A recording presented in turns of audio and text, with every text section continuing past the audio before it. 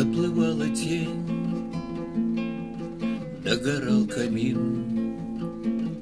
руки на груди.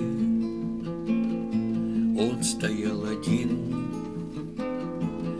неподвижный взор устремляя вдаль, горько говоря про свою печаль. Я пробрался вглубь неизвестных стран. 80 дней шел мой караван. Цепи грозных гор, лес, а иногда странные вдали чьи-то города. И не раз из них в тишине ночной в лагерь долетал непонятный вой. Мы рубили лес, мы копали рвы, вечерами к нам подходили львы,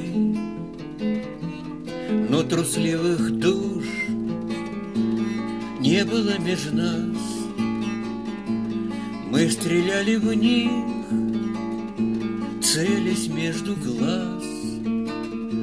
Древний я отрыл храм из-под песка, именем моим названа река. И в стране озер 5 больших племен слушались меня, чтили мой закон. Но теперь я слаб, как во власти сна, и больна душа, тягостно больна. Я узнал,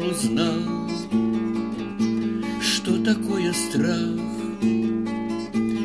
погребенный здесь в 4 стенах.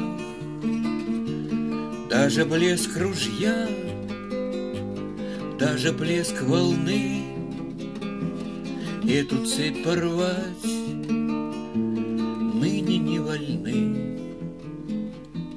И тая в глазах злое торжество, женщина в углу слушала его. Наплывала тень, догорал камин, руки на груди, он стоял один.